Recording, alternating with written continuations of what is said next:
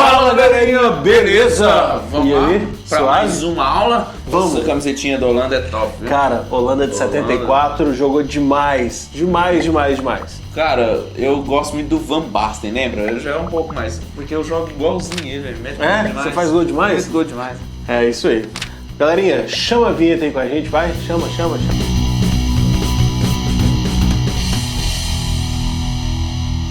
Galerinha, seguinte, o que são esses compostozinhos chamados de sais, né? Sais, olha que coisinha mais deliciosa que você tempera a saladinha. Sim, aquele é um tipo de sal. Nós temos uma gama muito grande desses compostos. Agora, pira comigo o seguinte, ó. Esses sais, eles são provindos de uma reação entre ácido e base, aquilo que a gente já estudou de ácidos e de bases. Agora, essas reações, a gente vai passar um pouquinho mais para frente, quando a gente for falar das reações de neutralização e como esses sais são obtidos. Primeiro, eu quero que você saiba identificar como é um sal. Primeira coisa que a gente tem que entender é o seguinte, ó, que eles são compostos iônicos. Então, em meio aquoso, eles sofrem uma coisinha chamada de dissociação iônica, que é exatamente o que a gente está colocando aqui, ó, liberando um cátion diferente de H+, e um ânion diferente de OH-.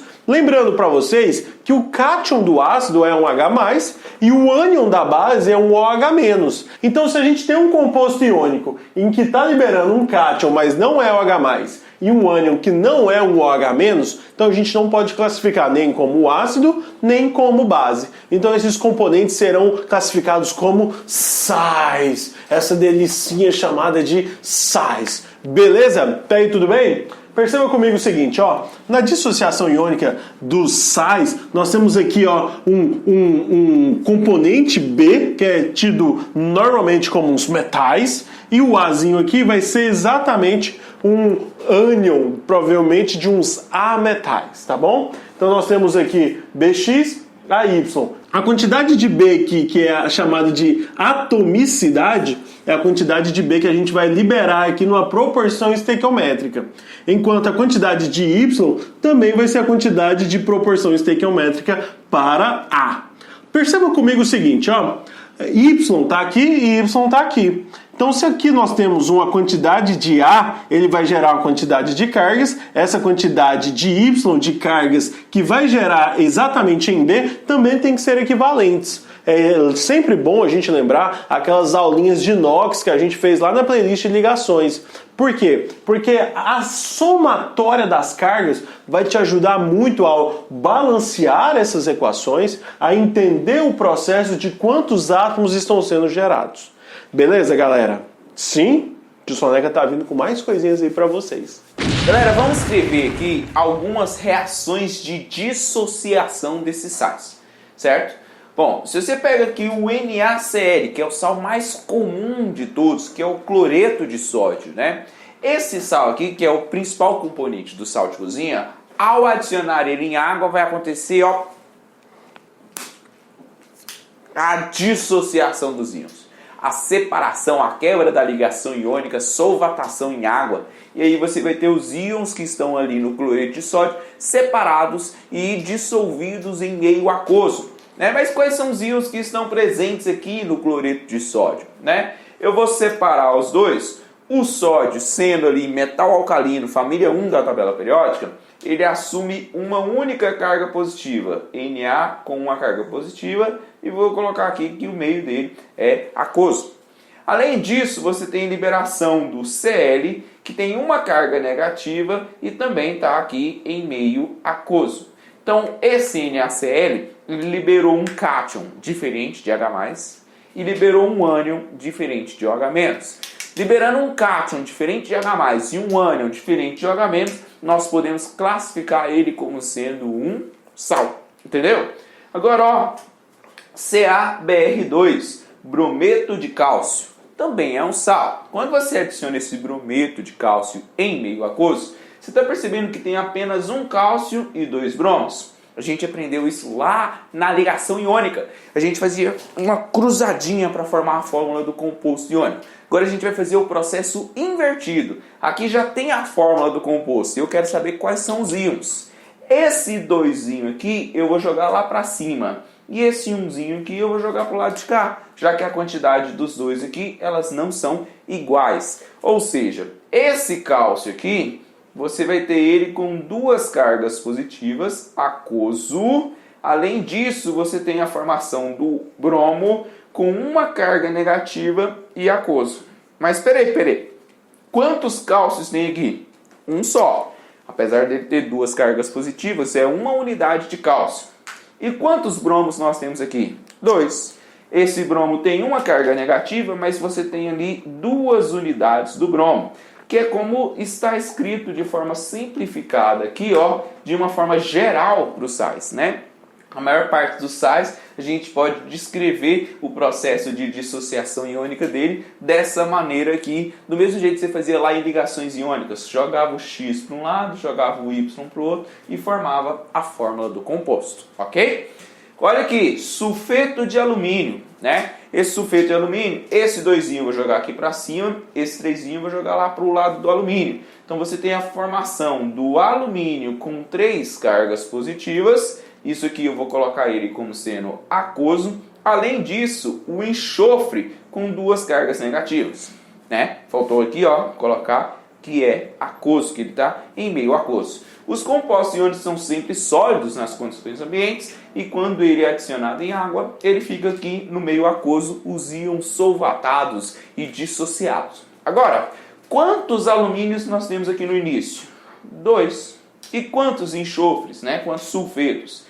3. Então eu tenho 2 alumínios com 3 cargas positivas e 3 enxofres com 2 cargas negativas, que faz ali com que o composto fique eletricamente estável, a carga total dele seja neutra. Então aqui a gente está escrevendo a dissociação de vários sais.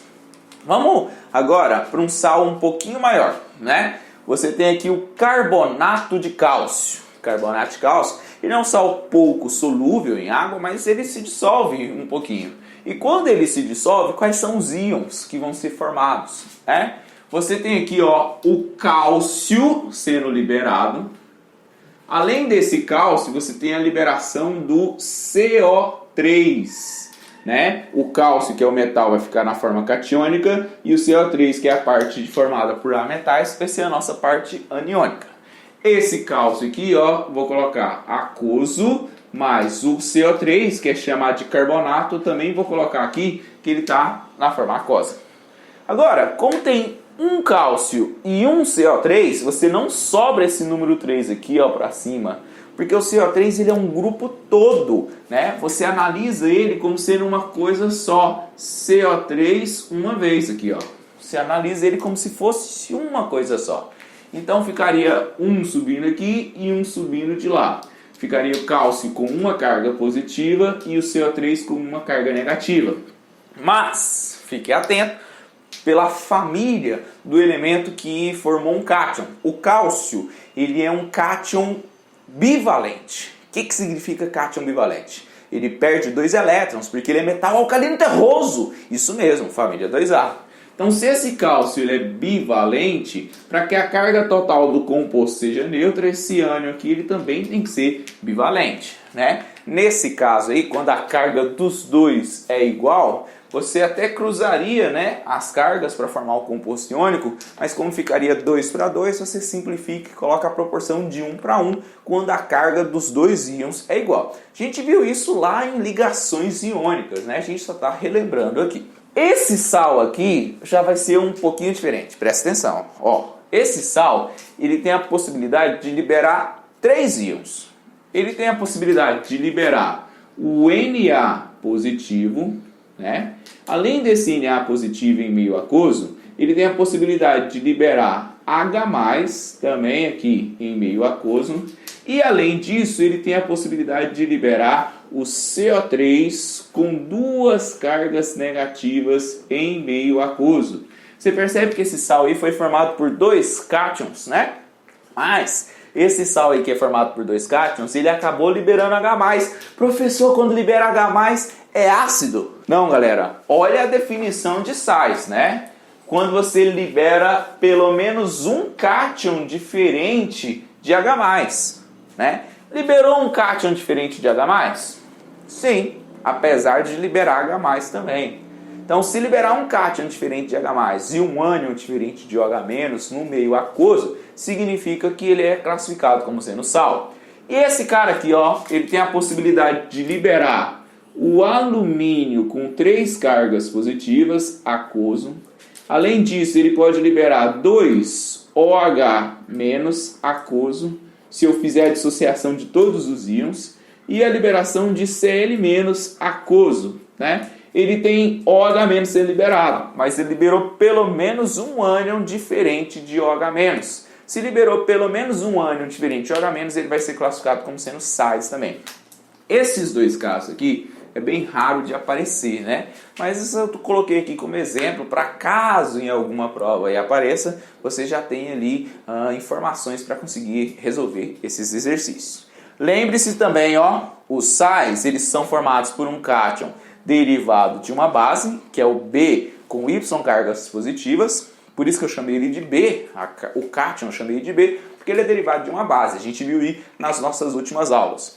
E por um ânion derivado de um ácido, que é o A com X cargas negativas, por isso que eu chamei ele de A, porque ele é derivado de um ácido. Beleza, galerinha? Então, galerinha, essa foi a nossa aula introdutória sobre sais, principalmente para você saber identificar e saber diferenciar um ácido de uma base de um sal. Exatamente. Então, ácido, ele libera como único cátion H+, base libera como único ânion OH-, e o sal, ele libera pelo menos um cátion diferente de H+. E pelo menos um ânion diferente de OH-. Exato. Beleza, galera? A gente é perfeito. A gente tá perfeitinho, hein, velho? A gente se complementa, né? Uma sincronia, é um link muito grande. Exatamente, é o gordo e o magro, é o barbudo e o sem barba. É o alto e o baixo. O cabelo raspado e o cabelo grandinho. É, mais ou menos. Tá? Então, galera, ó. Até a próxima aula.